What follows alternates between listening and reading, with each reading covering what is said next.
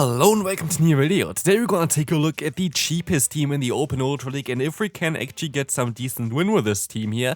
And we're going to have a team around Golisopod as well as the Obstagoon. Obstagoon might be one Pokemon that you could slide the XL if you want to, but you don't have to. Like, this Pokemon is still able to get up to 2500 CP without using XL Candy if you have just a little bit of an attack rate. So basically all Pokemon here don't really need XL Candy. Plus, all of them need only 10k for the secondary charge move, which is really cool. And so we have some Pokemon here that you barely really see, like Golisopod, which you kind of funnily see in the first battle here already, but also especially the Obstagoon, a Pokemon that I barely see as well in the current meta. And those are very cheap, but those are actually very decent as well. Again, for this team, there's one issue that would be the Tapu Fini, but Tapu Fini is kind of rare nowadays. I actually don't really know why it's so rare, but like I don't really see it too often, so it's not really the biggest issue usually. And we can go ahead here as well and go for the double boosted Night Slash here against the opponent. We actually get like 4 times boost now as well, which does not matter. But Golisopod is especially cool right now, so you win the first game pretty easily, because Golisopod is going to be able to completely hardwall the moveset of the Poliwrath, which is really important. Plus, you're going to do super effective damage with 2 moves against the Annihilate as well, while resisting counter. And so, basically, Golisopod has a lot of potential in the current meta. And also, of course, the Skeledirge has a lot of potential thanks to the Disarming Voice. Honestly, like, Skeledirge, without Disarming Voice, this Pokemon would only be like half as good. But like with Disarming Voice, this moveset is just so good. Here we're going to see the opponent swapping into a Cresselia, having to take a Shadow Ball here already from the Skeledirge, going to do half of their health. And they can even go for another Shadow Ball afterwards, which is really nice for us as well here. Skeledirge is going to get the knockout against them. And so now they're most likely going to swap back into their Coma, and I decided to swap out into my Golisopod here. Golisopod has access to Shadow Claw plus also the buffed Aerial Ace, because like, yeah, like I think 2 seasons ago, it now needs like 5 less energy, which is really good for this Pokemon especially, because you need 5 fast moves all the time, which is really cool because a lot of the current Pokemon that learn like Aerial Ace or whatever still need like an extra one, but here it's perfectly aligned with the energy generation of the Shadow Claw, which is really cool as well. But this game, by the way, was one of my favorite ones as well. It was pretty easy from the beginning, kinda, but we're gonna see here the Reggie Ice in the back from the opponent, which is kinda funny. But you see now the play that I'm going to do next, because I decided to go into my Obstagoon, just go for a few counter and then swap out into my Skeledirge, and I can completely farm them down. I have 1 Disarming Voice stored, and the opponent decides to forfeit there, sadly, not giving us the satisfaction of knocking out their Como as well. But next opponent, we're going to have a pretty bad matchup, and this is something that I was not really expecting here. The opponent lets the Aerial Ace go through. I was at the liquidation. I decided to shield, like, to bait basically here, because I kind of wanted to see if the opponent would use a shield there. They didn't, and so we still got a shield advantage here, but this is like so unfortunate. And this is actually going to change quite a bit from this matchup, which you're going to see later on as well. We can go into our Obstagoon, the opponent can still go for a Blast Burn, but because we know that we're going to be aligned against the Virizion, I don't really care too much about the Obstagoon. I'm just going to let those moves go through, and I want to swap out immediately here. And let's see what the opponent is going to have in the back. They're going to stay in here for a little bit, and they're going to go for a charge move as I get in free fast move in, which is amazing. And you're going to see that the opponent is running Stone Edge, which is a little bit annoying for later on maybe. But they make a great play here by waiting out 1 turn and then going for the swap into Skeledirge, allowing them to catch a move, which is really smart by them. And also they have some energy, I think, still on their Virizion. And so we're going to be a little bit in a difficult spot here, I would say. The opponent is going to go ahead and go for a Shadow Ball, which I decided to shield up just barely there. And my Shadow Ball is going to come through, but I'm fairly certain that I'm not going to get to another charge move before they can get to their own charge move. And so I decided to swap here and try to go for a charge move myself as well.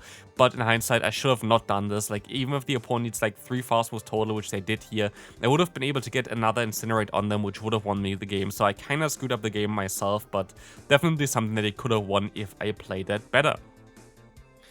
Another issue for this team might be the Tentacruel, because Tentacruel is going to be a little bit tricky for both our lead as well as our Skeledirge, of course.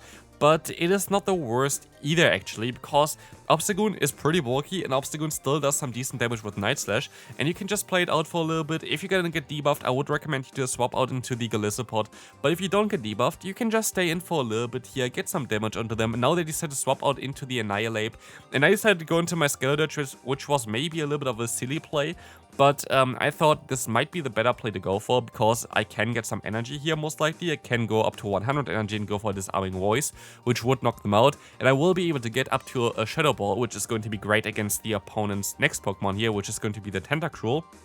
So, I feel like this was the better play to go for.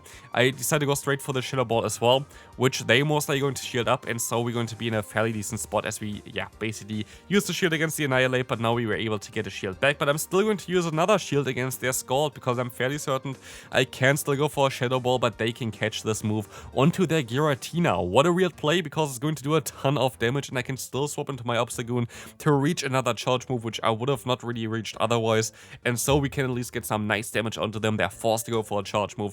This is going to be the Dragon Claw knocking me out, but I can go for a full farm down now with my Golisopod against the opponent. This is going to be amazing, as we can now go for an Aerial Ace and try to knock out the opponent's Tentacruel. If they want to use a shield, they can use a shield, but they decide, yeah, this game is most likely over. I think they're maybe gonna go for like something like an Acid Spray or something, exactly just to troll. So shoutouts to you, definitely funnier one there. So you're gonna move on to the next opponent. Next opponent, going to have a Greedent in the lead. This is going to be a fairly decent one, but this is something which I kinda find a little bit annoying, and where I might want to invest into a different type of Obstagoon, which maybe gets a breakpoint against this Greedent, because what you're going to see here is like the most annoying stuff that you could ever imagine, basically, because you gotta see, like, Cross Chop did some decent damage against the opponent, very nice. But you're gonna try to go for another Cross Chop, basically perfectly on a CMP tie as well, I think. Maybe I was one off, actually, which maybe actually matters there as well then.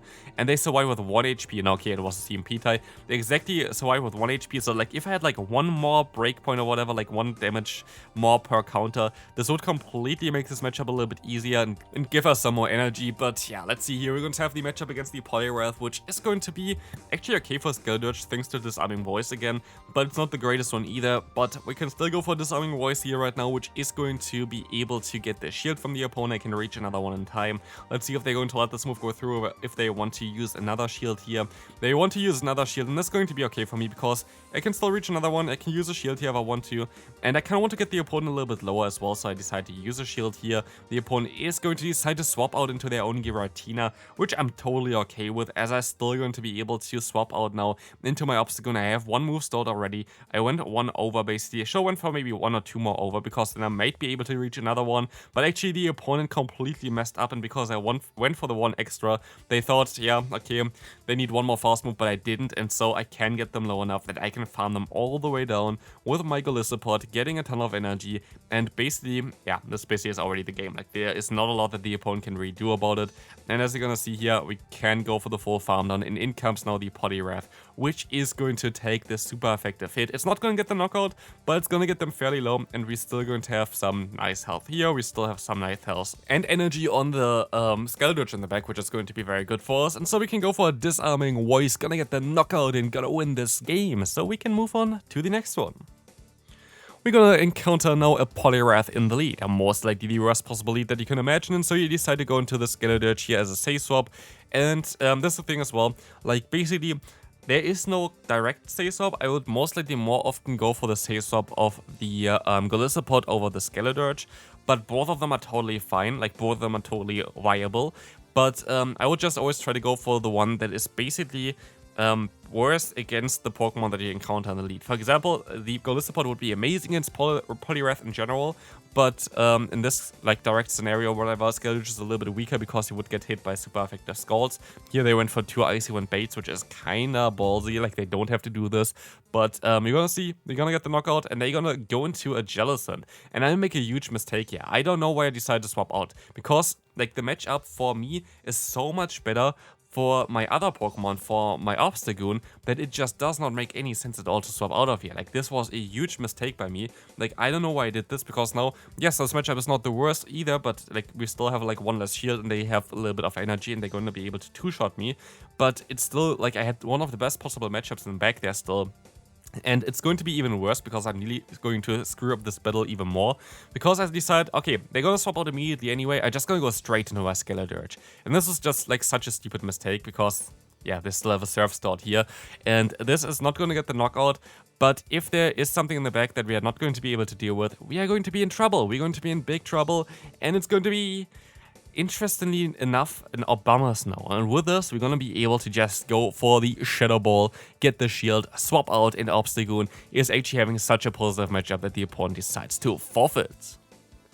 What do you do against a Dragonite? That's something that I ask myself every single day anyway, but this Pokemon is actually okay for you. You can go for the Night Slash. Ideally, you're gonna get a boost eventually here, but if you don't get the boost, it's still kinda okay. You do around half of the health. The thing is, here as well, you're always gonna be able to kinda get the opponent to the same shields that you are, which is kinda decent, so like, you're gonna get most of your farm down in the 2-shield scenario, I would imagine, but you're always going to be able to basically get a shield back if you use your shield on your own. Here I decide to let this next move go through, which I guess is a correct play, because now there should be in range for 2 fast moves off my Skeledirge, which is going to give me a ton of energy. I can let the move go through as well.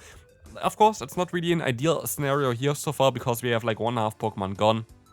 But sadly, we're going to encounter Giratina on the back, and at this point I'm asking myself, like, what are you doing against any kind of Charmer as a lead? Like, holy hell, man. Like, that's really risky. Like, I do understand having like double Dragon backline, which I did recently as well, but having a Dragon in the lead, having a Dragon in the back, like, you have to have some kind of Steel type in the back or whatever. I decided to go for, by the way, for the Liquidation there, because it is stab. It's still not really ideal, but it also has the chance of dropping the defense, which I was kind of hoping for, which I didn't get.